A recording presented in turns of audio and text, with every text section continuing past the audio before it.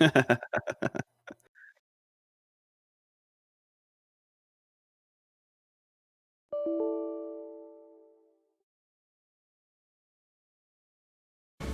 going to keep bringing the awesome? You are listening to the Freelancer Codex, a podcast brought to you by the Shut Up and Respawn Network.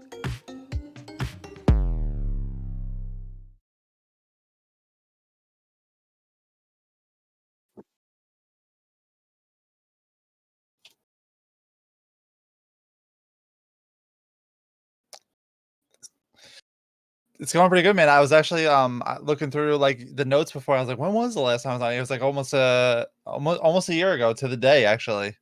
Oh wow, dang. Yeah. Well, you know what? I think we just had so much time like in front of the screens and like through the internet that we like always just like had regular conversations about different things over the course of the year because we couldn't really do much of anything else. So like I know that you and we had a bunch of conversations about like Cyberpunk and Nintendo stuff over the summer. I think we talked a lot. Like there was like, conversations we had, but it's like podcast was definitely a while ago.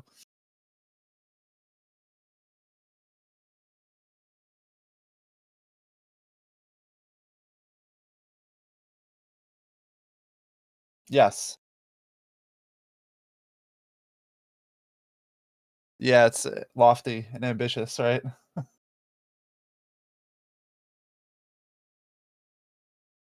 I'm at 5 of 50, so that's 5 in 6, 7 weeks. That's really not awful.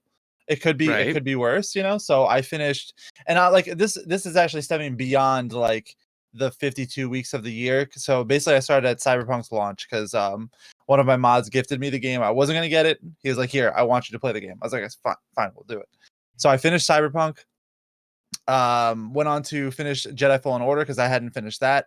Because I'm like notorious not completer. Like get into a game, play it, enjoy it for a little bit, and then Destiny calls or some other live service game calls my attention back. So Jedi Fallen Order. I'm gonna forget. Oh, Doom 2016. I finished that too. The Medium, and I just finished up the story for Star Wars Battlefront 2 this weekend. Oh, nice.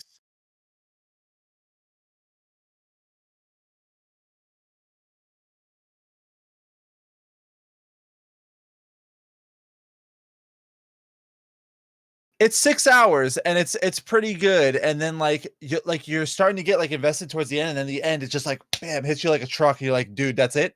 Where's the rest of it? So it's like one of those games. It's like they kind of market it as like a horror, and there's definitely not a lot of horror in it. It's more like thriller suspense than anything else. Nice.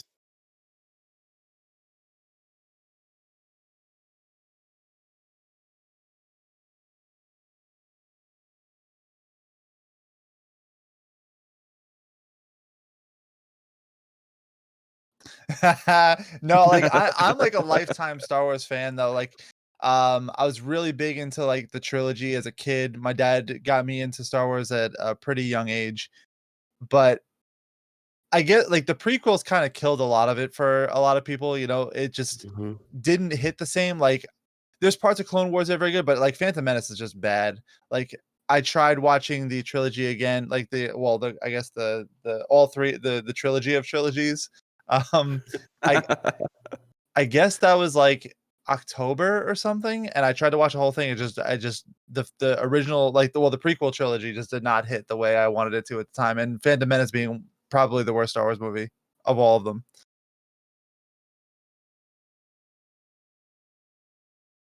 Pod racing.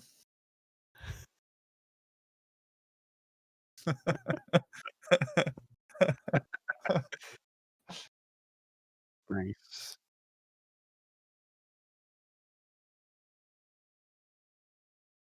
hmm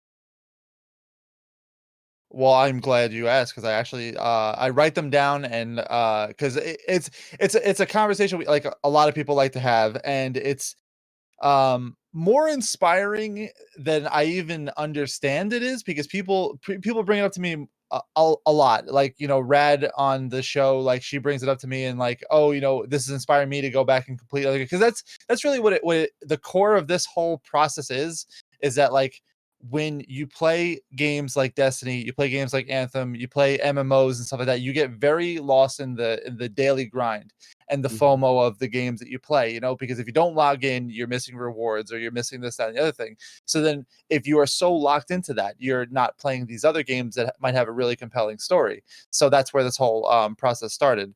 So like specifically, so actually, like, I'll just talk about one game I started this week. I tried to play Kingdoms of Amalur, the Re-Reckoning, earlier this week, and my save file got corrupt and I was just pissed off. So I stopped that. But like, let's see.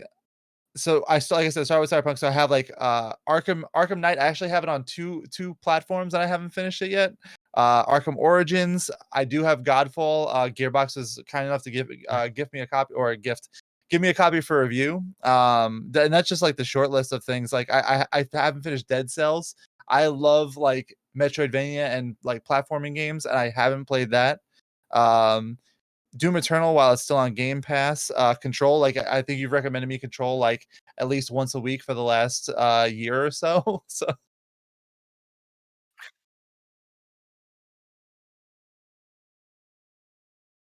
oh, always, yeah, always, and I just get slowly added to the list. Like, so one out there title was actually someone recommended me Bullets Per Minute, and it looks really cool. Like, that's a game that I'm like really excited to check out. And it's like relatively inexpensive on Steam. It's like a rhythm game, but it's like a FPS like Doom style game, so it seems pretty cool. Cool.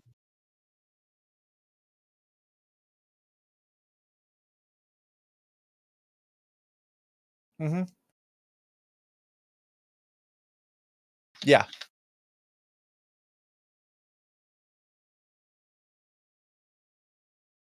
it's tough.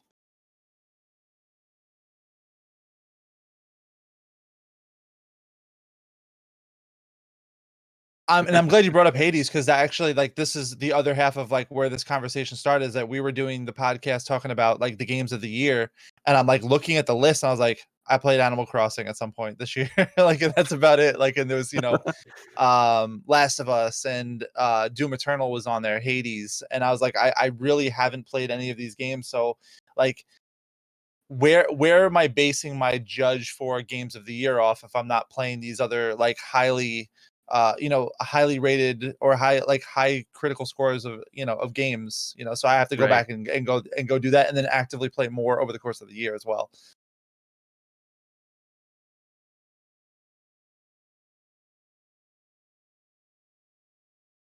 For me personally, it's a little bit of everywhere, like, I guess last time was on the podcast, we were streaming on Mixer. We were Mixer partners, and Mixer is no more. So when Mixer shut down, they've given us a partnership on Facebook. Well, Facebook offered us a partnership, anyone who had a partnership. So we stream on Facebook sometimes, and we also stream on Twitch because it seems like a lot of the people Cool. that were on Mixer just enjoy the ecosystem and the user interface and friendly user ability of Twitch. So twitch.tv/Lupo to the rescue, or fb.gg/Lupo to the rescue.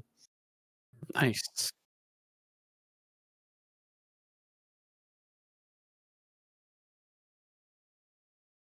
Yeah.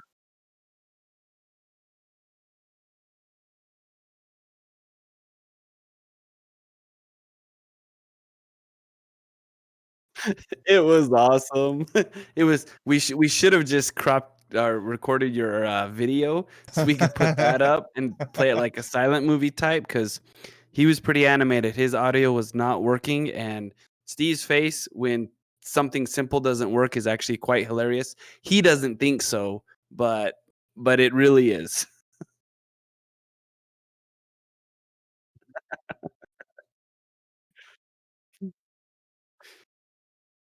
Mhm.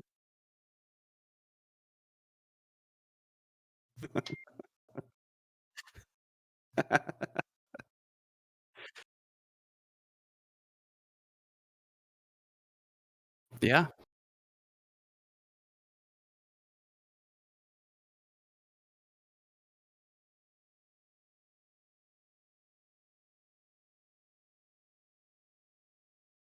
We do. All right. Again, more VR stuff. The boys and I have been trying to expand and explore and trying to do some more VR stuff. I was able to connect via virtual desktop to jump into the Rift catalog of Oculus games, and there's quite a few more. We found one today that was pretty fun. It's called Guns and Stories. It was just a free demo. Again, I'm on the cheap, so we're doing all the free demos and stuff. But in this one, you're in a Western. You are a cowboy shooting other people with different types of guns, and that's just fun, right? It's just fun to do that. Um, the characters are fun. It's all up in your action. The action is all up in your face as it should be in VR. You've got some pretty cool guns to choose from: 6-shooters to Uzis to Tommy guns to big old grenade launchers. It can get pretty hectic with all the bullets and stuff flying at you, and I think it's supposed to be.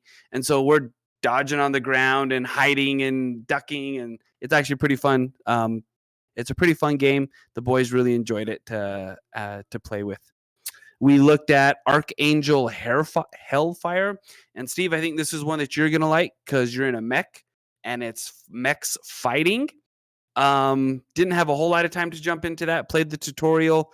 There's a lot of stuff to do, which is fun. I'm going to try that one after the show also while the Oculus is charging because we kind of burn that battery down quite frequently.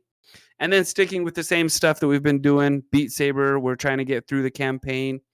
We are trying to go further in the one I talked about last week. The name just left me. Journey of the Gods. Very much that one that has like a Link Zelda feel. Definitely going through that more. I still have to get better on the motion sickness that it gives me. Working on that. And then kind of a hang up that we ran into. We cannot get Minecraft to work. Going on the Oculus, we can't get it to go. We keep getting errors on the computer telling us that there's, and the problem is like the error code. Every time I search it to figure out how to fix it, it gives you like 12 of the most common fixes, and everything that it says that one of these will work. Just try them all, right? And I'm like, this really is kind of too cumbersome to try. So I'm just gonna keep trying it every now and then, and hopefully it'll just work, right? Hopefully it'll just work itself out. Bugs just kind of work themselves into the system. I'm hoping maybe they'll just work themselves out of the system. So, well, it's too many steps. Obviously, you've never owned a used car either.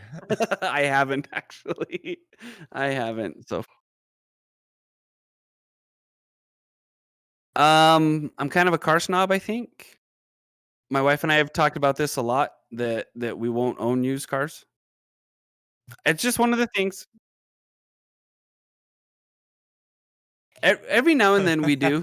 Our van is not doing the best.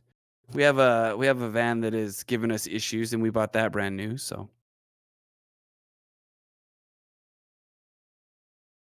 I'm pretty sure there's a new truck outside your driveway.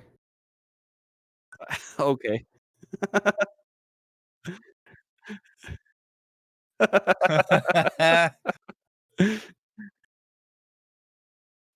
One other fun thing that we did, kind of a side note, a little bit more into like a window into my life. So growing up, our mom raised us on music. Music was a huge part of our life growing up. Mom earned the nickname of Mary Poppins because of the way that she approached life and the way that she had kind of like a song for every kind of scenario. We also grew up being in the community theater. Um, and one of the plays that we did was Fiddler on the Roof. And as kind of a wild hair, the boys and I actually watched Fiddler on the Roof over the last couple days, and they absolutely loved it, which I thought was kind of cool because it's definitely one of the movies that makes an impact in my life because I was actually in that play along with my brother, and so the music is very nostalgic for me and definitely strikes a chord. And it was really cool to see the boys kind of jump on that and be excited about that and laugh at the parts that they were supposed to laugh at and kind of understand a little bit of what goes on in the second act, which is actually quite depressing. Like the first act builds you up like really good and you have like an awesome bottle dance and great stuff. And then the second act is just, bad stuff happening to everybody, which again is the point of the movie. But, it was fun for them to see a little bit of that culture and a little bit of that kind of that big iconic piece that I think most people are familiar with, even if they don't know that they're familiar with Fiddler on the Roof. Someone knows something from it, right? Like If I Were a Rich Man plays in everybody's head every time the lottery gets above 150 million. So it was fun for me.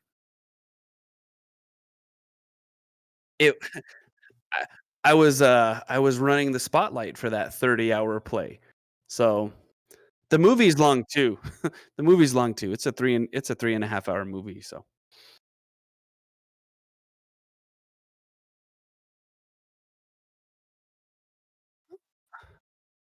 oh, that's not good.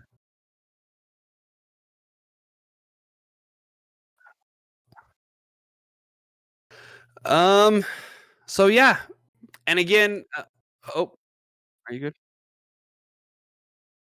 Do you want me to jump into that right now? So one of the things that I discovered over the weekend was the fan controlled football league. And I thought this was kind of an interesting idea. So, and I think I have these details right. So if you know anything about it, let me know. Um, but my understanding is that the teams are drafted every week, and so they change weekly. So depending on, so you don't know who your team is from week to week. I'm pretty sure that that's how it works out. Um, and there's a draft by the Twitch fans, right? It's on Twitch, and so they broadcast the draft, and the fans are able to pick, and then the fans also get to control the plays via Twitch. And if my information is correct, that's kind of interesting to me that they can do that from an ex-athlete perspective. It seems kind of, I guess you could do it, switch up your team every week. It makes it tough between quarterbacks and receivers to only have a week to get ready to be able to play a game with each other. Hold on one But second. maybe that's the point.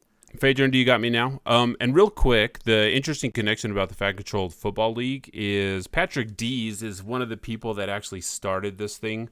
Phaedron says we're good to go. We actually met Patrick Dees in 2019. We were standing in line at EA Play waiting to go see Anthem. And he was in line with us, and we started chatting with him, and he was telling us about this idea that he had back then of this, like, hey, we're going to try to do this, like, football where the fans are going to control everything, and they have these really big ideas. And I think at that time, Joe Montana was, like, talking to them about funding it and getting it started. So it was something that these guys have been working on for a really, really long time, and they've got some huge support from a lot of people. And it's kind of a cool idea to where if people want to, it's almost like fantasy football, but it's like one level deeper on fantasy real football. Players, right? Yeah. And they've got some pretty big name players in there. Johnny Manziel was one of the quarterbacks. And I watched the highlights from some of the games. It is arena football. So it's 8v8. I thought it was like, I think you're talking about like fantasy football. It's like this is legitimate for like people on a field getting drafted by players via Twitch, and then are they playing like a pickup game every week, or like? That's what it sounds like. If the team is drafted every week, so it's basically like rock and jock. Yeah, like more or less. It is actually. It is. They took that concept and just put it in the human world, which again I think is kind of cool. For that to even, for players to even want to go out and do that, right? Because again, from an athlete standpoint, that's really hard to do. I think to have a new quarterback, to have new playbooks, maybe, unless the rules are set up and such that there are a certain amount of plays. There's So you actually get to vote on the playbook as well. So there's real-time play calling. So this is from their website. This is fcf.io.com. It says real-time play calling. You're wondering how it works? On Twitch and in the FCF app, you'll see run or pass when your team is on offense. Pick one, and you'll see 4 diagrammed play options. Lock in your favorite, get notified which play won the vote, and watch the play unfold on the field in real time. It's not magic, but it's pretty damn close, they say. So there are like some set players that will play on each team, but it seems like they kind of fill in a couple of spots depending on which teams are playing. So you probably aren't picking like guard, tackle, and those guys. You're probably picking receivers, quarterbacks. The skill players. Yeah, skill players. Yeah. So there's no kicking. There's no special teams. They have drone cams, helmet cams, and they have VR also. So I mean, this is something that it has potential to grow and be something that like fills in that gap for football players of like, hey, I really missed the game, and then this is kind of like taking it to that next level. This is like future sport. But I think we need to make it clear, as a football fan, someone who has played football, someone who has watched football, this is very different from football, right? If you squint, it's football. I watched the extra points. The extra points are a quarterback, a receiver, and a defender, and it's 1v1, and you just kind of throw a fade route and hope your guy gets it, right? So it's really, really different from the game of football. It's really neat. It's really cool to have the fan interaction with it. But yeah, it's definitely new, and it takes a while to get used to when you're watching it. And see those extra points and how they're doing it, and then the play calling, and it is arena football, so there's that, which does make it different, from regular football. Yeah. So I think it's a pretty cool idea. I'm going to try to check out one of their games. It's almost like when a goldfish played Pokemon on Twitch. It's very similar to that, right? It's got to be like the same thing. So we need to find out where the games are and maybe go to one. I don't know if we can. That was gonna be my next question. Is it real like live games, or is it mostly like in basically like a training facility? So it's at it looked like it was live. Yeah, it's at a stadium. Like no one's watching it live right now because of restrictions. So they're just recording everything from the field. So there's no fans. Well, in like the stands. arena football is in a hockey arena, or a basketball arena. Like and that, like it's like you said, it's not real football, but it's still a good time. Like I've been to a few arena games in my life, and I can see people getting behind that. It's just like, how do they adapt this phenomenon to fit in the world right now? Where a lot of places aren't having fans in the building and stuff like that. So right. I was the only like a curiosity more than anything else. Yeah, and I think eventually, like if it does catch on, they'll definitely have fans in there. And since you can call plays from your phone. Having that you're in the stands there. making the plays. Everybody's there doing it, right? Which is cool. Which is cool to think about, and like, yeah, it's easy to do this and just use the app, right? Because there's a bunch of moving pieces to this. You've got teams, you've got the mobile app, you've got to have infrastructure to keep your mobile app running, right? So that there isn't a breakdown. So, it's cool. I think it's a cool idea. So it looks like the next game is going to be on the 20th. At 5 p.m., the Beasts versus the Wild Aces. I love Arena League football teams names. They're just so the Zappers and the 90s. Glacier Boys. I went with the Zappers. So and everything's been selected by the fans. So the names, the colors, everything has been voted on by fans. So cool. That'll be something to check out this week. We can watch some football and just be in on that. So real quick, I'm going to talk about 2 games that maybe Lupo will decide to add to his list of 25. And the first one is a game that has recently released, and it's called Olija. That's how they say it in the game. And this is developed by Thomas Olsen and Skeleton Crew Studios. And this is, I believe Thomas has been working on this for about 3 years by himself. So it is a 2D platformer action RPG, and it is pixel art, so very similar to something like Dead Cells. This is a very cool game. The game is only about 4 to 5 hours according to howlongtobeat.com. You are a character that is in charge of this town, and the town is kind of run out on or a lot of bad things have been happening to this town. There's no food, there's no money. Ships keep getting shipwrecked when they go out to look for food. So the leader of this town, he goes out and he tries to find food, and he comes across this spear or this harpoon that has been talked about in legends, and he kind of starts out on this quest to save the town by finding food and building up the village. And so far I've played about an hour and a half of it. I got the spear. You unlock some really cool powers. The sound is really good. The music is good. The gameplay is nice and tight. It's a very quick game. I really like pixel art games, so this is kind of my jam anyway. So I highly recommend this game. It is out on all consoles, and it is on Steam, I believe. I actually won a code from a different podcast. They had a trivia night, and I actually ended up winning a code for this game, doing some trivia. So this is something that I've been really enjoying. I won the code for the Xbox, so it's the first time I've played an Xbox game like on my Xbox in about a year and a half. Because I've been on PC for such a long time. So it's something that I strongly recommend. I'm going to continue to play through that game. It's pretty cool. So I think people should check it out. The next thing I have been doing, I downloaded, and this isn't new, but there is a game called Rift Breaker, and Phaedra and I'll talk about that game here in a minute. There's a game called Rift Breaker. It's in early access. It is an RTS almost tower defense like game over on Steam. It's in early access right now. You can get the demo for free. It's an RTS where you control one character. You're a big giant mech, and then you have to build your base and you build defenses against this world that's trying to kill you. It's pretty interesting. I am a huge RTS fan. I love Homeworld, StarCraft, Warcraft, all that stuff. Huge fan of that. This I thought was pretty interesting because it's been a really long time since anyone has tried to create an RTS. Like Civilization is still out there doing its thing, but there really hasn't been anything that's like, hey, this is the new StarCraft, this is the new Warcraft. This one is not that. There is a lot of moving pieces that you have to manage. I think there's too many moving pieces. I'm sure someone smarter can figure it out, but it just seems like for a demo, you had to manage a lot of stuff, like more than just the normal demo where they're like, hey, this is how you build something, and this is your primary thing that you got to collect. They had me collecting like 4 different minerals, managing 7 different like things all at one time, and I'm like, wow, this is like a little too much for a demo. Like, give me a little bit, and then I can build up to it.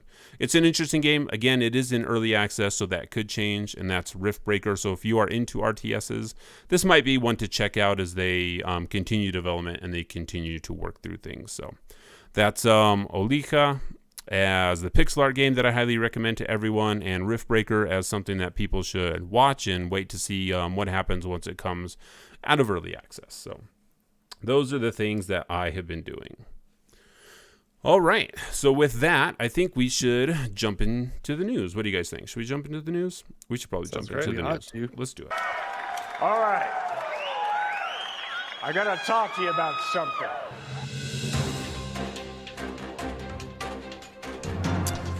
All right, so the big thing that happened today, I mean, there's a lot of little pieces of news out there that we could talk about, but really the big thing is that Nintendo finally had a Nintendo Direct. It's the first time in 531 days that Nintendo had an official, like, Nintendo Direct. There's been a lot of smaller Directs that have come in the last year or so, but this is the first one that's like, hey, this is a full-blown Nintendo Direct. And a lot of cool things happened. Lupo, did you get a chance to see the Nintendo Direct today? I did. I watched it live, actually. Very cool. What were some of the things that stood out to you? We'll throw it to you. We don't have to go over every little thing, but we can just kind of hit the highlights on, Yeah, that's awesome. Stood out for me, Splatoon 3. So they did announce Splatoon 3. So I got onto Splatoon 2 pretty late. The player base is not the issue there, though. But, having your friends want to play it. It's a game with friends. So like having a new entry into the series and getting on it early is definitely gonna be something I'm looking forward to. A lot of ports and a lot of remakes. So that was definitely interesting to see, in my opinion. Nothing different from Nintendo though. Like they're like known for those types of things. And then the Star Wars game seemed pretty interesting. I'd like to know more about the Star Wars game. Yeah, so let's jump over to the Star Wars game here because I think that stood out to me. So this is a game coming from Zynga. Zynga is the mobile developer. They develop a lot of mobile games. That's kind of like their main jam.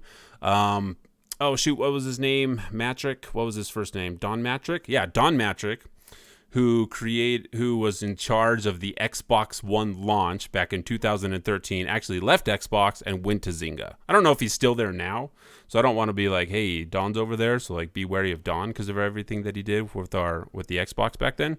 But that's just something that I'll always remember. So Zynga and Lucas Games, they announced Star Wars Hunters. It's a competitive arena combat game coming to the Nintendo Switch in 2021. And it will bring players together to engage in thrilling, team-based, multiplayer battles featuring a diverse array of distinctive, new Star Wars characters. So it will be available free to download for the Nintendo Switch, and on the App Store, and on Google Play later this year. And Hunters will not require Nintendo Switch Online membership to download and play. So this sounds like probably cross-play between the Switch and mobile users. And like they didn't really give us much hints of like what the gameplay will be like. What kind of gameplay do you want from it, Lupo? Like, do you want like team-based shooter, or what are you looking for? Well, like I thought I'm under the impression it's a third person like combat arena type thing. So not unlike other things that we've seen recently. I would love a cooperative game. Like I don't want to stress out about competitive games anymore. I'm just too old for that stuff. But I'll take Star Wars any way I can get it, even if it's not like, your favorite heroes and stuff like that. Like I would hope that you have some sort of level of customization so you can make your hero, whether you want to be like, a clone trooper or a Mandalorian bounty hunter or something like that. Like that's what I want to see, like the level of customability, because I'm pretty sure it's a shooter. Like I don't think there's lightsabers and stuff like that in the game. They did show off one character with a lightsaber though it looked like a character select screen, so maybe there's potential for melee characters. Mm-hmm. Or it could just be like, hey, this is your cosmetic. You get a cool lightsaber, but really you're going to be shooting each other. So it'll definitely be interesting to see. Also interesting that, wasn't there a Metroid Hunters game? I believe it was called Metroid Hunters. That was like an arena shooter. That was back on the 3DS a long time ago when they tried to get you to use the like thumb stylus in order to control the reticle on the screen. Like Nintendo was trying some really crazy things back in the day. I'm pretty sure it was called Metroid Hunters. But Mike, did you see anything from the Direct that stood out to you? No, I did not. I unfortunately don't own any Nintendos. You do that's too not own true. Nintendo. I have the Game & Watch. That's it. No, and that's fine because, like you said, Lupo, it seems like Nintendo, because they announced that they're bringing Skyward Sword HD to the Switch. It seems like any chance that Nintendo gets right now, they're bringing games that were out on the Wii U that no one played because no one bought the Wii U. They're like, let's just bring those over to the Switch, and people will buy them on the Switch because people are buying everything on the Switch. And that's fine for people that didn't play Skyward Sword. That's cool. People will get a chance to do that. I was hoping that they were going to not include motion controls for it. I don't know if you can play the game without the motion controls for Skyward Sword. You didn't hear that, did you? I did not. So you can the whole game you can play without motion controls. They've edited it. Awesome. But it might be worse. Not so awesome. So all of the sword actions are with your right thumbstick. Okay, I did see that, but are they? Yeah. So no. So you can't tap buttons to swipe your sword. Your sword is the thumbstick. So if you want to swipe across the left, you have to go from right to left with your thumbstick. Nintendo makes choices. That's for sure. Like you can never say Nintendo doesn't like stick to their guns. I'm excited for people that get to play Skyward Sword for the first time. Skyward Sword is the first game in the very confusing Legend of Zelda timeline. So if that's important to anyone, chronologically, if that's important to anyone, that's information for you. But I'm excited for people to play. The one thing that I was super excited for is they announced Project Triangle Strategy. And this is a new game from Square Enix. Phaedron says my anime waifus are coming to Smashwork, Xenoblade, Pyra, and Mithra. Oh yeah. That is... Hold on. For some reason, Twitch auto-modded waifus. And they're like, you can't say waifu on this chat. So yeah, that's kind of weird. Like you can't say. I'm not even gonna say it because you might get banned. But like other words like that are just like super questionable. Yeah. That's so funny. so Phaedron, there are new people coming to Smash Brothers. So I saw those people and I'm like, I have no idea who these people are. But the thing that I was excited for is Project Triangle Strategy. This is a new game from Square Enix, and it is like the successor to strategic RPGs. It has a very Octopath Traveler look to it. It instantly reminded me of Final Fantasy Tactics from the PlayStation, from the Game Boy Advanced. I think this game looks super cool. I think the having everything voice acted is amazing. I love the colors of it. I love having all the different units, like the summons. This game might actually make me buy a Switch. That's how excited I was for it. There's not. I've heard you say that before, though. It's true. You've heard me say it a lot of times. Will this be the time? Maybe. I'm not sure. It comes out in 2022, so there's still a lot of time. There's still that rumored update for the Switch that might be coming. That Nintendo says isn't coming. But it's Nintendo. Coming? Don't even worry word. about it. I'm thinking of strategic RPGs here. So I think this game is really cool. I would love to play a game like this on the computer, sitting down with a mouse and keyboard. I don't know why we'll never be able to get that, but I think this game looks super cool. I'm really excited for it. All right. So I'm excited that you're excited for it. It's good that you finally get excited for something. that is true. The one thing I'm disappointed is that I've been playing a lot of Genshin Impact, and it's a game by a Chinese developer called MiHoYo, and they make a lot of mobile games. So they have Genshin Impact, which is on PC, mobile, PS4, and supposedly it's supposed to come to Switch. So it was a little disappointing to not get that information now. So that's just my one personal downside. Yeah, and I know a lot of other people were kind of bummed about not hearing anything about Breath of the Wild 2. I think the whole world was bummed that I think Nintendo forgot that they owned the Metroid franchise. I don't know if Nintendo's who owns that? Did Xbox buy that sometime when they were buying everything? Or who's the new THQ Nordic Embracer Group? They're yeah, maybe Embracer owns Metroid right now. But I don't know. Well, at least they let off with that though. They didn't say just wait, we might have some information. No, they said right away, look, we don't have any information on Breath of the Wild, but we'll have it soon, So I think Zelda fans are, at least sated with the announcement of Skyward Sword, because that's another rumor that's been going around for a little while. So I think for a diehard Nintendo fan, especially Zelda fans, I think they're content with what happened today. Yeah, and I think them saying hey, we're working on the game, we're not showing anything, that's a good move. That's not keeping your people oh, are they going to say it? Is it now? And then they get super disappointed. It's hey, they're working on it. They told us we can just cut it. That would be awesome if another company told us hey guys, we're doing this with this game, or we're not doing this with this game. That would be really helpful to a huge player base. People that have really been, evangelizing your game for a really long time. That would be helpful. Oh, okay. If you're listening to this recording, we have 5 days till that really gets sorted out. If we get past the 5 days, which is the 22nd, then I don't have any hope personally. All right, so let's just jump into it, because this is one of the reasons why we asked Lupo to come onto the show. I've got to record a timestamp here, and then we'll get into more meat of the show. So Anthem. Lupo, we actually found you because you were streaming Anthem, and then that's kind of how our friendship started. Hey, this is another person that's super excited about Anthem. Let's talk to all the people that are excited about Anthem. You guys recently talked on your podcast about the same thing we talked about last week. I don't so much want to get our emotions again, because I got really emotional on the fact that, they're not telling us anything, and they haven't been telling us anything for a year and a half.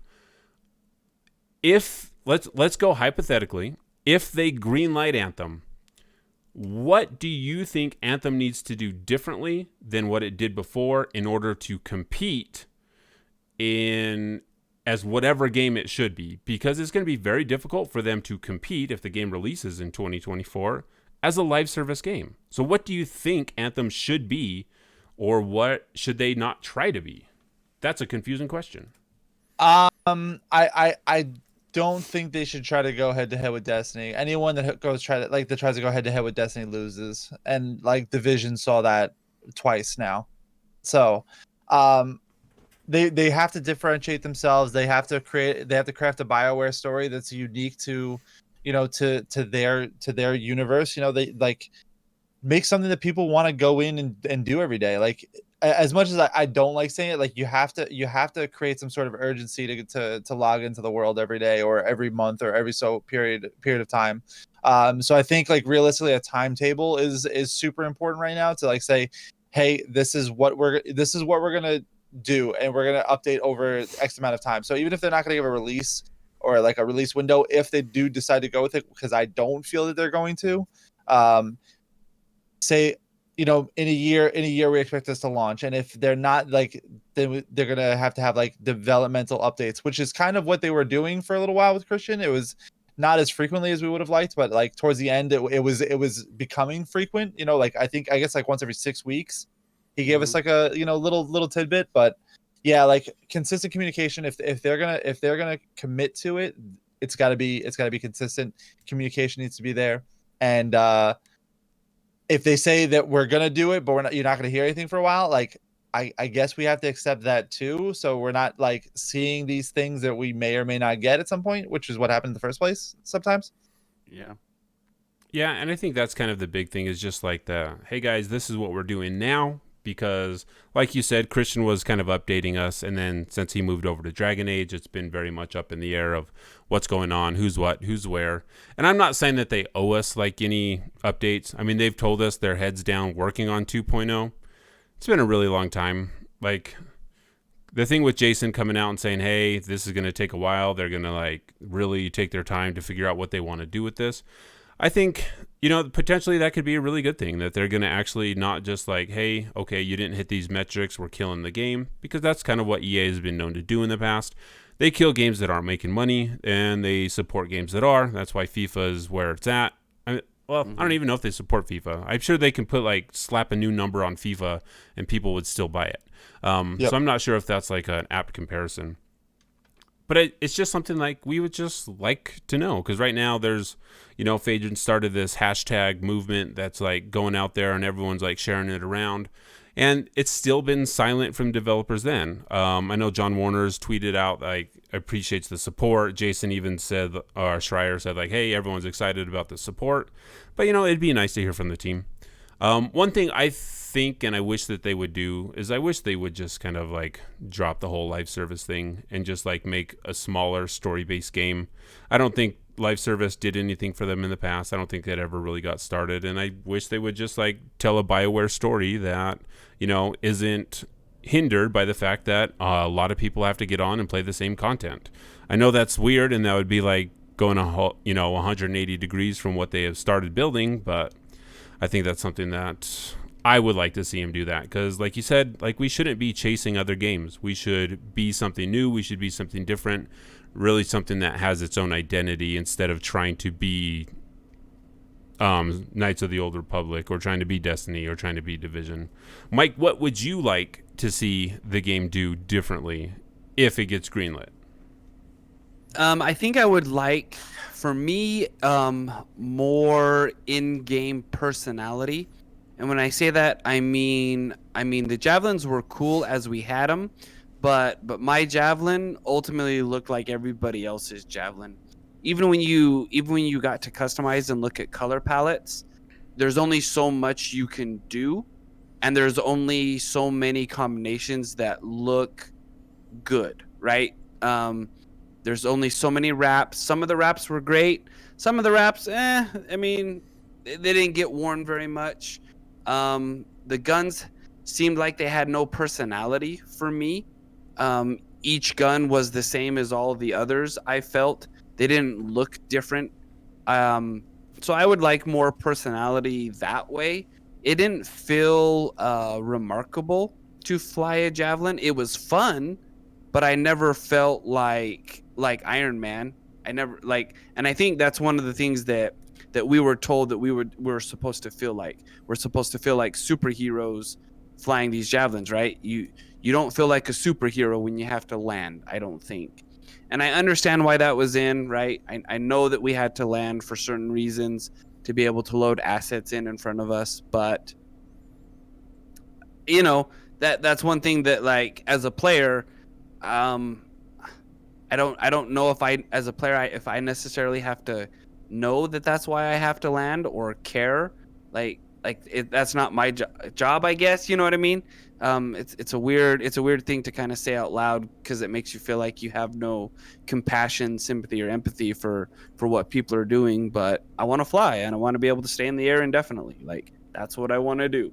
I apologize for that. Not that I have to apologize for that, but I mean, I'm not a... Anyway, so more personality, story that goes somewhere, interesting enemies. The enemies just seemed very...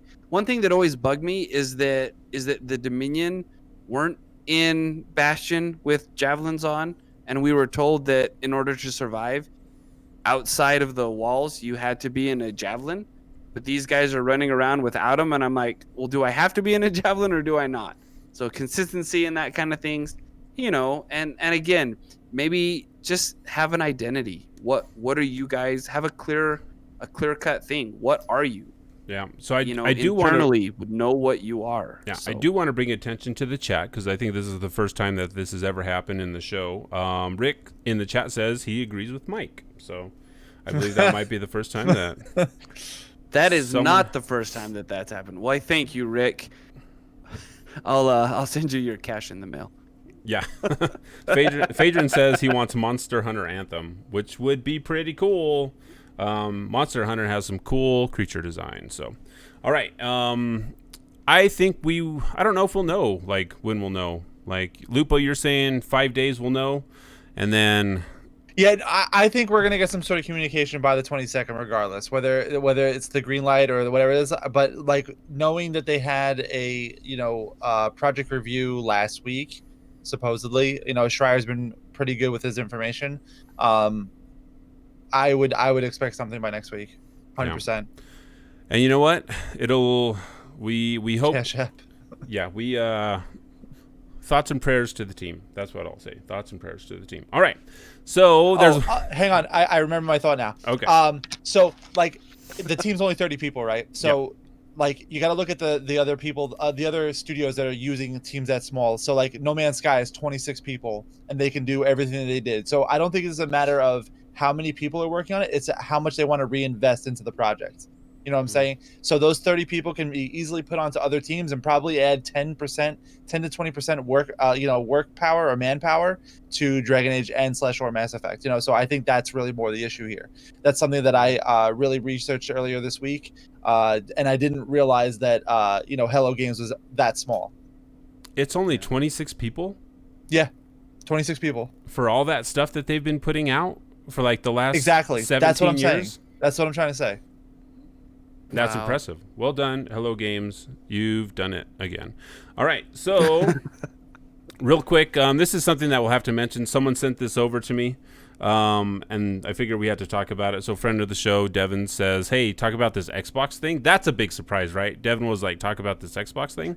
So I'm going to... We like Devin. We miss Devin. I'll go over this in the most Devin way possible. Sony sucks. Xbox is the best, and this is a thing from Xbox. This is all Devin talking. All right. So Xbox started talking about this thing that they called what do they call it? So they had a name for it. How come I don't have the name here? I'll just read FPS this. boost technology. Yeah, they need a better name for that. Let's come up with a better name for how to boost FPS. The FPS booster, the frame booster, frame master, booster master. All right, I'll just read it. So Microsoft lifted the lid on its brand new FPS boost technology. It's a series of system level tweaks that allows legacy Xbox One titles to run with twice or even 4 times the frame rate on Xbox Series consoles. Far Cry 4, Watch Dogs 2, UFC 4, Sniper Elite 4, New Super Lucky's Tale are the first 5 titles titles to support this new feature, and Digital Foundry had a chance to test them all, and the first impressions are impressive, and the gaming experience is transformed on every game. A lot of these games used to only run at 30 frames a second. With this new boost technology running on the Series S that they were testing on, they were all running at 60 frames per second. They were still running in the same resolution. On the Series S, they were running some games at 980p, some of them at 1080p, but it doubled the frame rate. And this is all being done on the on system side stuff. So this isn't like adding anything new to these consoles. It's just the engineers are engineering, and they're getting a lot of gains out of the system. Devin wanted to add that, haha, Sony, you can't do this, and Nintendo never will be able to. Suck it, Sony. Those are Devin's words, not mine. So we'll just move on for that. We had to add that in there for Devin. So good job, Xbox. You're doing Xbox things, and you're getting those frame rates. All right. Now, everyone, this is the part of the show where I geek out about Marvel stuff. We'll keep this short. I know, Lupo, it's like 1 o'clock in the morning over where you're at.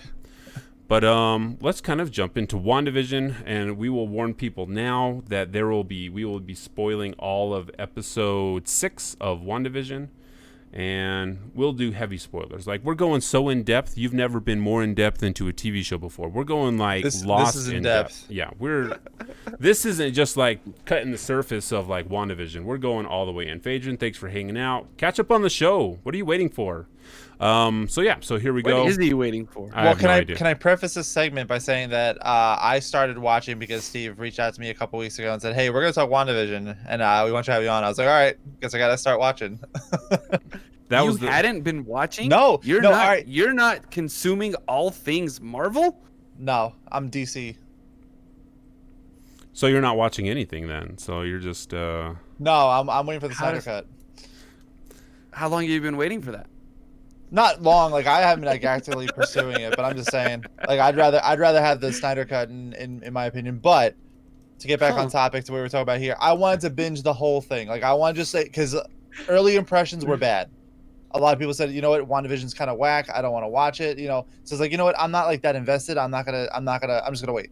I'll wait for however many episodes, binge the whole show at once. And then once Steven said to check it out, we're gonna talk about it. I even got my wife involved, and we just watched the whole series, like, right then and there. We were like, all right, now I'm invested. I'm going for it. And now every Saturday night we get together and we watch the show together on Saturday nights. So it's a good thing. That's awesome. So Phaedron in the chat says he doesn't have Disney Plus because Rian Johnson killed Star Wars. Get over it, Phaedron. Watch WandaVision. So Lupo, like, what has your impressions been overall of the show then? Before we jump into episode 6. The first episode was rough. Like, it was hard to really like get into that, but until like the last 5 minutes, and then you're like, oh, something's going on here. And then because I like that, not everything is as it seems, so I like the background stuff going on, and then now it's less background and more like there. Everything is like right in the front and apparent. But they do add, they add some things which I guess we'll kind of talk about. Definitely some things I wasn't expecting to see, for sure. Yeah, for sure. All right, so let's jump into WandaVision episode 6. All right, I prepared a bunch of clips for this that we will go over. We're just going to kind of break this down scene by scene. We'll talk about it. We'll go in depth. Things that we are anticipating, predictions, things that like we weren't expecting. So Mike, break us down part 1, Inside Westview. Let's go. And before we like get into it, like at the end of episode 5, Pietro shows up, and it's X-Men Peter. It's not Age of Ultron Peter. It's X-Men Peter. So Mike, break it down. Okay, so first impressions, definitely not my most favorite genre. Apparently, I hate the 90s because I hated this one for some reason. 90s TV was awful, man. I guess it was, but I hated it. Okay, because there's like step by step. It's watching step by step, like that theme song. You're like, what is happening here? Although I did like Step by Step. I'm just kidding. So this one was bad, right? Because it definitely goes like the kids are the main focal point, the main storytellers. I think that's one of the things I disliked most about 90s television. Sweet Life of Zack and Cody. Malcolm in the Middle. What were some of the other ones? Anyway, I did not like it. So we jump in. We have the crazy hip hop theme song. Everything is chaotic. I think that means something now. I think now, in the beginning, the shows were very clean, and Wanda and Vision had it all together. But since the twins have come along, they have frazzled hair. The house is in disarray. I think that's going to end up meaning something. Obviously, later in this episode, it means something, but I think for this series, it's also going to mean something a little bit more. So we open up, and Billy and Tommy are talking about what they want to be for Halloween. And we see that the twins are definitely two different people now. One of them is kind of very scared. One of them is the fearless type. Billy is wearing a costume that resembles his future Wiccan costume, and that's going to be a recurring theme. Pietro wakes up because he's now a bum on the couch. The boys want to prank him with shaving cream, but he's too fast for them, right? And this was the first thing that I thought was like a little bit different for me, is that Pietro was just like showing off his powers right in front of everybody. Nobody was really hiding it anymore. There was no hiding in Westview anymore, even from Wanda. Well, I think also, Wanda, Mike, before you go on, like one of the big things on the internet before this was like people were thinking that Pietro showing up was like this red herring, like it wasn't really him. He didn't have powers, and that was like a big thing last week. Oh, is he really? Does he have the powers? Is it really him? Is it someone else?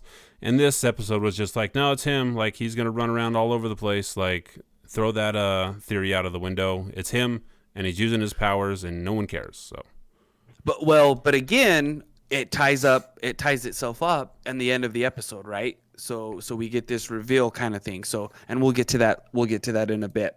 So Pietro runs around, teases the boys, helps the boys. They find their costumes. And then Wanda and Vision show up with their costumes. Wanda is dressed as the Scarlet Witch, which is, whoa, surprise.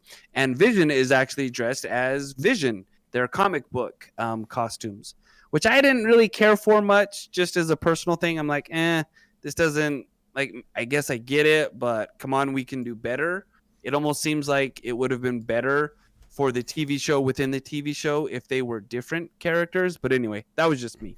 I don't know. I thought it was a cool way to bring in those costumes because they're ridiculous on the page. Like, oh, no one would ever wear this because they're ridiculous. I thought it was a cool way for them to bring it in. Lupo, do you have an opinion on them showing off their comic book costumes in this fashion? Yeah, I feel the same way as you. You know, like it was. As me, I appreciate that. Like paying homage to like the old styles, and I think a lot of Marvel IP now is doing that, just like showcasing the legacy. Right. It's 60 years of history, you know. So it's a lot of things to show because they do a lot of the same thing in the Avengers game as well. Right. And it's also like a very easy nostalgia hit for the fans that will be like, oh, we love you because you're paying homage to the thing that I love. So it's like freebies for Marvel to do things like this. So I guess maybe in the context of the show, it seems a little bit like if you're trying cheesy. to be. It does, but also if you're trying to have a normal, quote unquote, normal life, why would you put it out that you're like the Scarlet Witch and yeah, but Vision? In this universe, saying, in this universe, those aren't their real costumes, though, right? Like Wanda's, is it? No, well, who knows? Wanda's never shown up like that fighting Ultron, so. So Wanda and Vision, this is when we first start to see kind of some disconnect between Wanda and Vision. It's not all pleasant in Westview, and there's definitely some things that are amiss. Because Vision comes in and says, all right, everybody, have fun. I'm going to go do the neighborhood watch while you trick or treat. And this throws Wanda. And you almost get this sense like behind the scenes, they had a talk that Wanda said, well, I'm not going to control you anymore. And Vision now has free reign to kind of do what he wants to do. Because Wanda very well could have said, no, we're going trick-or-treating and you're going with us, right? And that could have been the end of it. But so Vision goes off his way, and Pietro is now taking the boys trick-or-treating. I was going to say, we've all had that conversation with our wives, right? Like, I don't want to go trick-or-treating. Yes, you do. Okay. So then and you want to wear this, don't you? Yeah. So we get this line from Pietro. It's their first Halloween. You have to be there. Whoa, whoa, whoa, what's the big dealio? Big guy is a conflict, twins need a father figure for the night. Don't sweat it, sis. I got the old XY chromosome. Uncle Pete to the rescue, huh? There you go. Problem solved. Yeah, so Pietro's the problem solver. He's coming in on this episode to just like figure it all out for him. So just as a question, is that who Pietro was during his X-Men stint? Is that how he talked? No. Or is this for this show only? That's kind of the persona he's taken on. He has a different accent in this show than he does from the X-Men movies. So he's definitely more like Uncle Joey from Full House, right? Yes, he's definitely playing it to 11. Okay. So then, but like, I didn't really think about that line until you played it back, and it makes it seem like he's there to interject and get Vision on the path outwards. You know, like that's kind of like the implication almost of like the line, like, oh yeah, don't worry about it, I got this. You know, like because he knows that he's playing a bigger part now. Yeah, he's definitely there to move the plot forward, and he knows it, and he's like not hiding it like other people have had to in the show. He's like, yeah, this is what I'm here for. I'm like this plot device, so here we go. Interesting. So then after that, we get over to part number 2, and this is outside of the hex, and we are over into Sword Base, and the hex wall is still red. They show us the hex wall, and there's a group of sword people bringing in the drone. So this is just like picks up right after Wanda threw the drone out. So in the real world, outside of the hex, it's like minutes after. But it seems like inside of the bubble, it's been several days. Everyone's like set up for Halloween. Like time is moving way differently inside of the hex than it is outside of the hex. So there's that weird correlation that things are moving much faster inside and then outside. And maybe that would explain like why the kids are growing up a little bit more. But one of the things that happens here is that Monica finally confronts Hayward and gets really mad at him and yells at him. And she says this. You cut us off at the knees sending in that missile. Now we know who we're dealing with. Like, Steve's takes on this guy are just so emotionally charged and funny because man, he hates this bad trope of directors that just fire from the hip. So it's funny to watch you. I really do, because and I'll talk about how much I hate it, because it's bad writing. Like, and that's why I think there has to be two bubbles. Like, it has to be bad on purpose. Like, he's like, now we know who we're dealing with. Like, what do you mean now you know? Like, everyone knows who Wanda Maximoff is. Like, why all of a sudden is like, oh, she threw this drone at me and now I know? It's just it's bad TV. And that's why I keep coming back to, only because it like fits my narrative that there's two bubbles and he doesn't know that he's inside of the bubble and he's being controlled to like play this part of a antagonist. Because it's just dumb. It's like, now we know who we're dealing with. What kind of dumb line is that? So then maybe he's a Skrull. I don't think he's a Skrull, because Skrulls are smarter than what Hayward is doing. And then again, so Darcy attacks Hayward as well. And then Hayward asks, then Hayward says this. Again, this is just like proving my point that this is bad TV. Hey, there he is. The guy who almost got murdered by his own murder squad. You work for me? I actually don't know. She's with me. I see. And which one of you is the sassy best friend? There's no time for you to diminish your colleagues. When you're about to start a war, you can't win. See, and it's that line of like, oh, you're the sassy best friend? Like, you're the person that has been cast in this role? Right? And I totally know that I'm like crazy, off the wall, and I want this to be true because everything outside of the hex is bad. And it's just like, what is going on here? But I don't know. Like, just that line saying, oh, you're the sassy best friend? Like, was he going to say, oh, you're, you know, the smart, like, FBI officer? I don't know. It just seems weird, right? I can't be the only one that thinks that it just seems weird. I think you actually are the only one that thinks that. I think again, it's played up to be that there has to be a very obvious antagonist because we still don't know who the actual antagonist is, right? So I know you want there to be two bubbles, but I'm pretty sure there's only one. I'm going to convince you by the end of the show. Lupo, what's your take? So. What's your take on the two bubble theory? Because everything that happens outside of Westview is just bad. It's plausible. That's all I needed. That's all I needed was. So you're saying there's a chance? I mean, I don't like saying one thing's black or white if you don't know the answer. You know.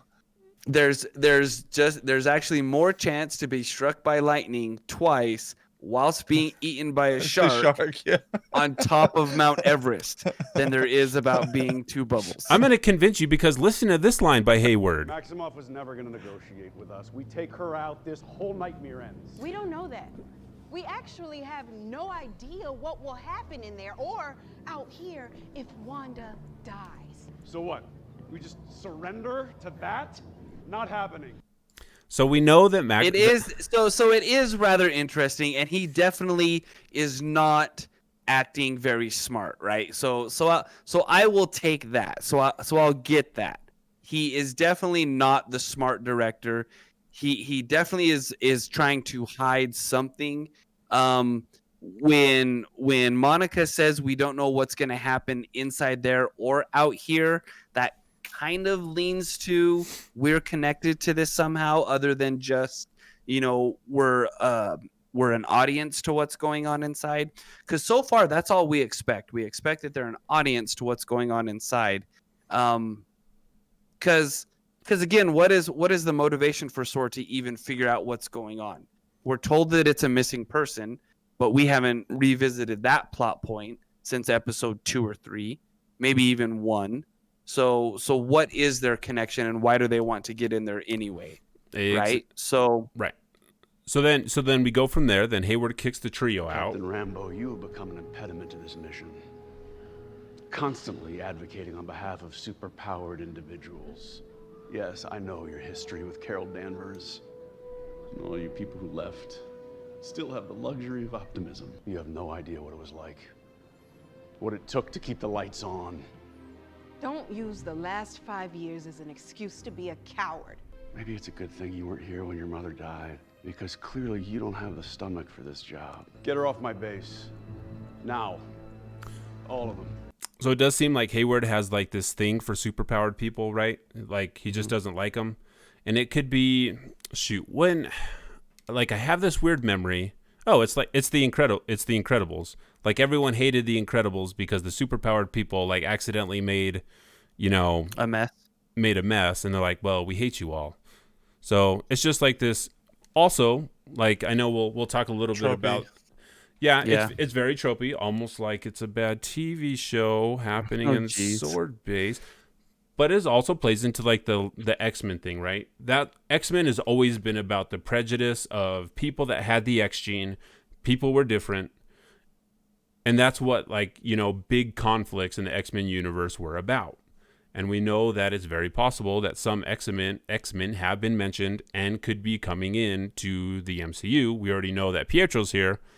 So it could just be playing more into that. So Monica and Jimmy attack SWORD troops outside the base. They punch them twice. They fall down. They escape. And absolutely all the other guards that were out there that were walking around didn't see it. And they just get to walk away. Also playing into my theory of what's going on here. So I'll just point that out as many times as possible. So I don't know. So it's just one of those things that, like when you were watching this, Lupo, you and your wife, was there anything like, hey, like, I mean, it feels like two different shows, right?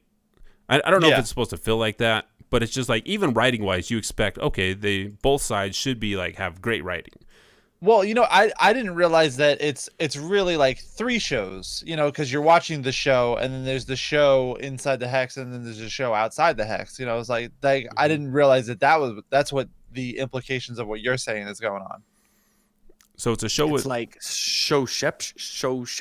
It's a Russian. Yeah. So like you have the WandaVision show on the inside, but you have this faux CSI on the outside, is what you're saying. Exactly. Yeah. And the faux CSI is just as bad as real CSI. Zoom and enhance cliche.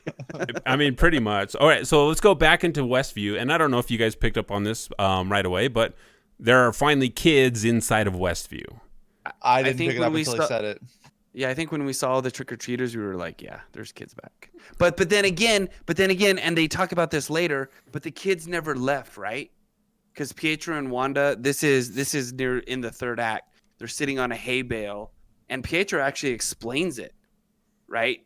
You know, that the kids were just laying in bed because that's where Wanda wanted them, right? She didn't need them for that part, for the other parts of the show. So she let them stay in their bed. I thought that was interesting. They didn't get their casting call. They didn't. And that's really how it's set up, right? Because if Wanda is in control of everything, you're not seen on screen unless Wanda wants you to be seen on screen, right? So that shows her power, and we're going to see that again near the end of this episode. But then also just raises the question, what is going on here? Why is she doing what she's doing?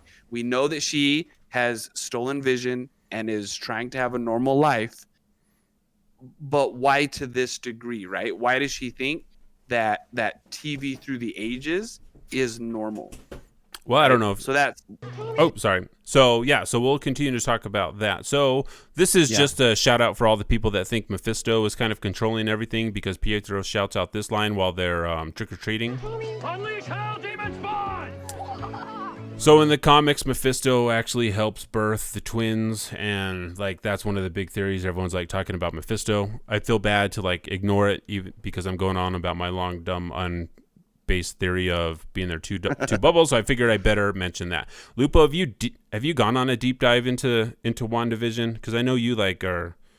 No, I honestly I hadn't. I'm still trying to like grasp on like where it, because this is a lot of this is new to me. You know, I think I've only been watching maybe about 3 weeks or so now. So it's trying to process a lot of information in a little bit of time. So I haven't like had time to go back and rewatch enough times. But like I'm still trying to figure out like how this fits inside of like what someone who only knows MCU knows about, you know. And it's a difficult point of saying like, okay, this is the point of interjecting where like having trouble remembering who got taken in the snap and who is left from the snap, who comes back after the snap. It's a lot of things. The blip. I'm sorry, the blip. We'll call it the blip. The blip. Yeah, it's definitely so like managing that like mentally and trying to remember who's where and what has happened and what's going to go on in the future. It's a lot of stuff. Yeah, it's starting to become more, and especially when, you know, they start bringing in things that people that have read the comics would know about. That it's like, well, like when you're doing a show like this, like how much of that can you rely on before us normal people are just lost who haven't, you know, read 50 years worth of comics? Because I certainly haven't. And it's like, oh, like you're doing this thing that I was supposed to pick up on, but I didn't know about because I didn't read that issue. So it's very interesting for them to try and figure this all out. So Wanda questions Pietro, trying to figure out if it's really him, because she has her own questions, which is actually really interesting, that it makes you wonder if she brought him in, or if we were speculating before, if it was another person that brought him in, because we do know that while Wanda and Vision were fighting, trying to figure out like what was happening, Pietro shows up. So she says this. You're testing me. No, I'm not. Hey, it's cool. I know I look different. Why do you look different? You tell me. I mean, if I had found Shangri-La, I wouldn't want to be reminded of the past either. So Pietro kind of suggests that it's Wanda's doing, that she just doesn't want to be reminded of her brother's death all the time. So she just kind of changed him. So again, it's like, well, is it her, or is Pietro just kind of like playing a role for someone else? There's a lot of things that we just don't know. Like you said, Lupa, that it's just like there's so many threads that they're throwing out there that we have no idea what to pull on. But then we also get Wanda talking to Herb, and he drops this line on us that is, I think, probably one of the more important lines of this episode. Is there something I can do for you, Wanda? Do you want something changed? No. So Herb is like acutely aware of what's going on, to the point where he's like, does something need to change here to keep you happy, or? So I think, Steve, that we actually see the illusion starting to crack and starting to crumble. We'll talk about this when we find the other townspeople who are like in reset at position 1, just waiting for the director to call action. We started to see this with Agnes last episode when she asked Wanda if she wanted her to take another line, with Vision kind of breaking through the illusion and starting to ask questions. So I think the illusion is breaking down. Although Wanda is super powerful and seemingly in control, it seems like she's losing grip on the reality. Do you think this is all just like Westworld? That everyone's like resetting on their plot lines and going back to the beginning? I don't necessarily think it's that. I think it's Wanda holding a narrative in her head on what people should be doing. And so the people we've learned that the people in Westview are trapped, right? They're hostages there. When Vision breaks Agnes out, when Vision breaks, and I forget the other character's name. The one he broke out last episode. Norm. It's not Herb. Norm. When he breaks him out, you know that these characters are doing the things that they're doing against their will. But we see that starting to break down as the show goes on. Yeah, and we can kind of speed through a couple of these things because I know it's late for where Lupo is at. But there's not a single Avengers costume anywhere to be seen on any of the kids, which I thought was interesting. I would figure that, there would be Avengers costumes unless she's just purposely trying to forget that part of her life and keep them away. And then Vision is walking around Westview and he finds a lady crying, trying to hang Halloween decorations, and she just can't seem to do it because she's like stuck on this weird loop. Well, and in the conversation that Wanda has with Herb, we find that Vision isn't on duty, right? Yeah. He's not on neighborhood watch duty, so he's trying to figure out what's going on, and he's doing the again kind of the Westworld type, where when I forget her name, it was Agnes. Anyway, the main character of Westworld, who was kind of like gaining her sentience and kind of like questioning everything, walking to the edge of the park trying to figure it out. I forget her name. It wasn't Agnes. It was... I thought it started with an A. I'll find out while you talk. Yeah.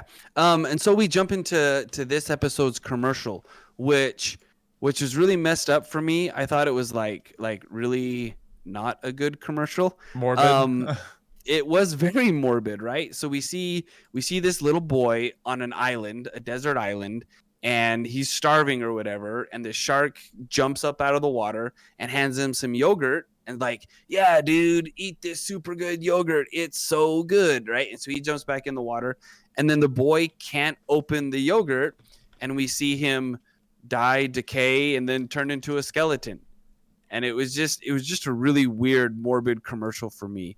And I couldn't make any connections because what was the tagline to it? It was Yo Magic, the snack for survivors. Yeah. Right. So then what are we supposed to draw from that? Maybe that's the thing though. It's like what you need to survive is here. You just have to get it out. And if you can't get it out, you're gonna die. Maybe if you can't get it out, you're gonna die. If you can't get out, you're gonna die. Maybe. And the longer that they stay in, the more decayed that they become. Maybe. So then we jump to part 4, and we're back in Westview. Pietro explains to Wanda that he's just here doing what she wanted him to do, right? Yeah, and he I'm says, just trying to do my part, okay? Come to town unexpectedly, create tension with the brother-in-law, stir up trouble with the Rugrats, and ultimately give you grief. I mean, that's what you wanted, isn't it? What happened to your accent? What happened to yours? So like you were saying, Lupo, he knows he's playing this part. He came here to cause tension and play that trope in the sitcom. And then Pietro also explains... Details are fuzzy, man. I got shot like a chump in the street for no reason at all, and next thing I know, I heard you calling me. I knew you needed me. So we do know that this is the same brother that actually died then, because I don't know how he would have known that he got shot in the street. So it is him. He just looks different. And Wanda tells her kids not to go past Ellis Street because we all know that past Ellis Street will be bad. So, yep. Again, it's starting to unravel a little bit more for Wanda. So outside of the bubble, and I think this is the part.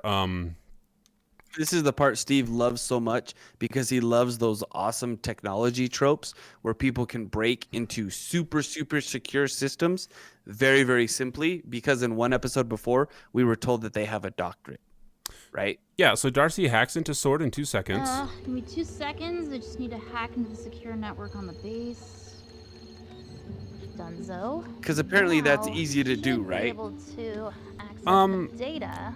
It makes you wonder, like, okay, so this is why S.H.I.E.L.D. got infiltrated, because they don't have good secure networks. They don't have, like, 2-factor authentication on all of their passwords. Like, and we know that Darcy she's not a hacker. She never was. Like, in the movies previously, she was a student learning, astrophysicist to become, not an astrophysicist, whatever she was going to become, but like it wasn't a hacker. And this is just another one of those TV tropes that, okay, all of a sudden I'm going to hit 2 buttons and I'm hacked in. Like, she was a student of political science. Like, I don't know why all of a sudden she can become a hacker. It really frustrates me. It really frustrates me. So Hayward has found a way that he can look through the boundary, and he didn't tell anyone, and he's tracking the decay signature of vibranium, so they can track Vision. And Jimmy is like wondering why all of the townspeople on the outside of the bubble, like if they're even still alive. He asks, are they even still alive? So it seems like an interesting question to ask. I don't know if this like plays more into like, is Wanda just controlling a bunch of dead people? Because Vision's dead and she's controlling Vision, and Pietro's dead. But I think we can assume that they're real because Vision had interactions with them crying, right? So I don't think we're there yet. I don't think we're that morbid. Although, again, the commercial that we had this episode maybe might make you think that they're dying. Well, it makes me think that they're just all dead anyway. So is Westview just like a giant cemetery that she's reanimated? Maybe, but again, there was a person under witness protection there, so I guess someone would have had to have been alive. But I don't know. Maybe there are just a bunch of dead people out there, which would be really creepy for the show to just have Wanda, with a bunch of dead people. So, yeah, I'm not sure. Thoughts, Lupo, on everyone being dead? It would make sense though, actually. But like, where does the power come from? Like, does she have that much power to reanimate that many people in a short period of time, or keep them animated for that period of time? So yeah. I wouldn't think so. So I'll cover part 6 really quick. We won't play any of the clips from here. But Vision talks to a bunch of citizens that are crying out there. Can't find anyone. Finds Agnes actually trying to leave the bubble, I think, because she's at Ellis Avenue trying to drive away. She's dressed as a witch. A lot of people are saying, hey, it's Agatha Harkness, the witch. She's dressed as a witch. That's, it's a clue to that. But she recognizes Vision as an Avenger, and she's like, am I dead? And he's like, no, you're not dead. Why? He says, well, you're dead. And she repeats that line several times. She's like, you're dead. And this is after Vision wakes her up, right? Wakes her up from the spell. Okay. Yeah. So she recognized him as an Avenger. She's like, are you guys going to help us? And she says, nobody leaves. And then Vision's like, all right, I got to get out of here. So he leaves and tries to burst through the bubble. At first, I thought Agnes was one of the people that was like really trying, like manipulating everything that Wanda's doing. This scene like kind of put some holes into that theory that maybe it's not, because she was trying to leave the bubble. But she's also one of the people that S.W.O.R.D. has not identified or even knows is in there. So I still think there's something going on with her, but maybe she's not the one pulling all the strings. Right. So the big thing that happens in part 7, we go back to Darcy. She's continuing to hack through Hayward's files. And as she finally cracks the code, she goes on to a couple different files. And one of them, they pull up the name Ray Johnson. So Ray Johnson, if you do not know, he is actually a mutant from the comics. His alias is John Wraith, or better known as Kestrel. He's a teleporting mutant with anti-aging factors. You've seen him before in the Wolverine movie when he was played by Will.i.am of the Black Eyed Peas. and he could like warp around, and he was helping Wolverine do a bunch of stuff. So he's an actual mutant that they name dropped in this show that Sword is keeping tabs on. So they've officially like brought more of the X-Men into the MCU, which I think is, you know, something that will continue to happen in the future. Monica receives a phone call or a text message from her aerospace guy, which everyone believes might be Reed Richards. There's like a lot of speculations and things going around that like John Krasinski is going to come in and he's going to be Reed Richards. I did, however, read something online saying that Disney itself has actually said that it's not Reed Richards. And Disney would never lie to us, right? I'm just reporting what I said, reporting what I heard. No, I totally understand. And then Darcy informs Monica that she can't go back into the Hex because her cells have been changed twice. The first time that she went in, the second time Wanda kicked her out, her cells have been changed, and now I almost got the sense that Monica was just like, yeah, if it's cancer, I've seen enough of it, I don't care. So I didn't quite understand, like, if Darcy was telling her, like, hey, you're changing, or you would die if you went in again, or we just don't know what's happening.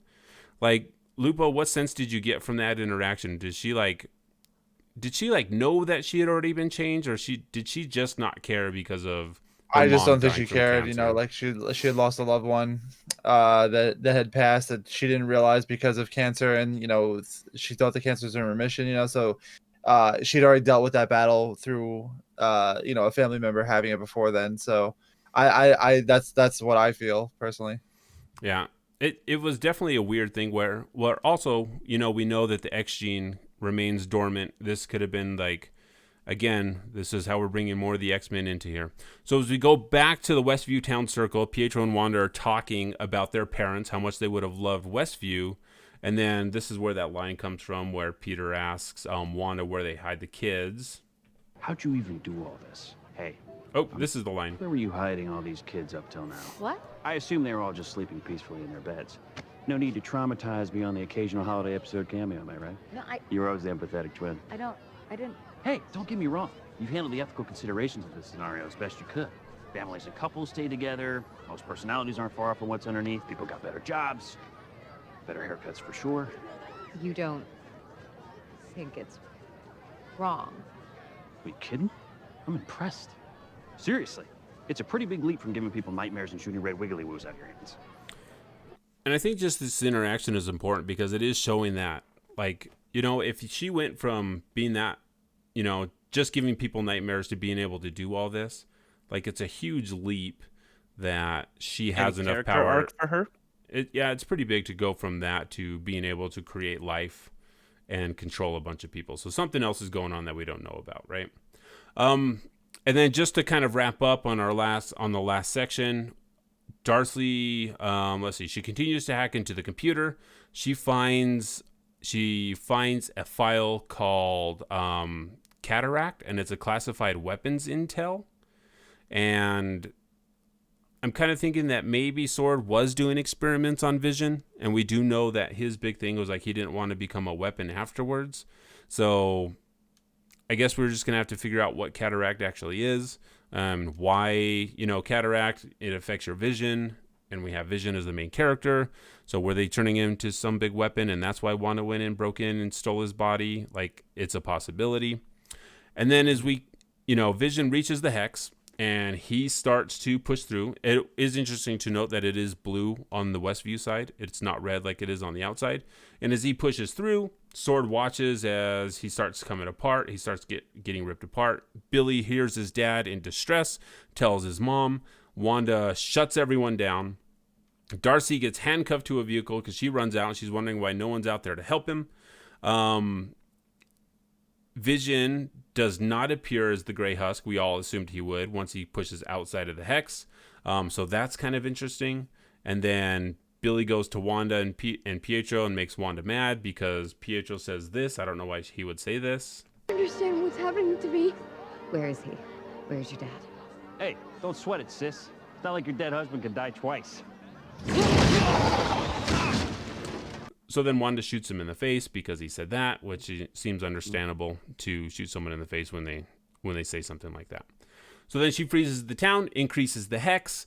All of Sword gets encompassed into a hex, and they turn into clowns, just like I believe that they actually are, because they haven't done anything in this entire show. And then Jimmy, Monica, and Hayward are the few to escape, and that's where the show ends. That's episode 6. So then predictions for episode 7, Lupa, before we like shut this thing down and we let everyone go to bed. What do you think? I don't know. Like, it's every episode like deviates so far from where the last one was before. So it's hard to say. Like, my brain's been thinking this entire time because like I'm just reading like the notes that you had in here, and I'm not that well versed as far as like Marvel goes, like to the deeper stuff, not like X-Men, Captain America, all that sort of stuff. So it got me thinking. I think so. I'm gonna lean into the Mephisto theory here because Scarlet Witch doesn't have those powers, you know. But a demon, an immortal, a devil would have powers like that to make people see these illusions and all that sort of stuff. So I think that is the most likely, honestly. Like that's just how I feel at this point. Mike, predictions for episode 7. Hopefully we really start to get a sense of like who really is the bad guy and what really is going on. Cause I think this is only an 8 episode serial. 9 episodes. 3 more. There's 3 more. There's 3 more. And they're hour long. Oh, really? Yep. They just announced it today that the next 3 are 1 hour episodes. Ooh. Yeah, this one so was we're only gonna get 30, a lot of stuff. This one was only 30 minutes. Actually, it was short. So we're gonna get in the next 3 episodes. We're gonna get the same amount of content that we've gotten over the last 6 weeks, right? So yeah. So we're gonna get a lot of stuff going. So I thought they were gonna get close to tying things up, but now that you say that, they're not close to tying things up because we still have a beginning, a middle, and an end left for them to get to. So get ready for more. Get ready for more shocks. Get ready for more awes. Get ready for more what? And maybe, right? So we know that they're gonna bring in another character who is supposed to be really big. It could be someone from the Fantastic Four. It could be another mutant. We know that they have engineering skills because they designed something for Monica, whoever that is. I don't know where it's going.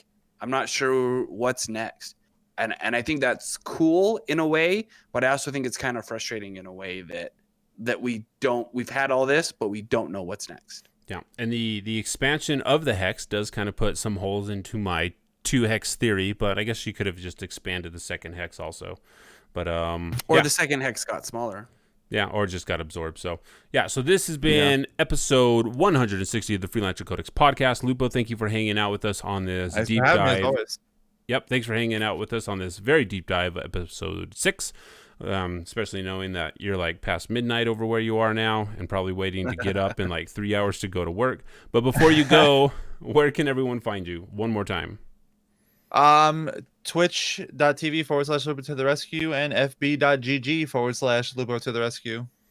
All right. And with that, everyone, thank you for hanging out with us again. Be safe. Make the world a better place. Try your best, and we'll see you next time. Thank you for listening to the Freelancer Codex, a podcast brought to you by the Shut Up and Respawn Network. Follow us at Freelancer Codex on Twitter or Twitch. Send emails to freelancercodex@gmail.com or voice messages to anchor.fm/freelancercodex/message. We wish to thank all of our Patreons. We are grateful for you all. All right. See you later, chat. Thanks for hanging out with us. We really appreciate it. I'm going to end this. We sure do.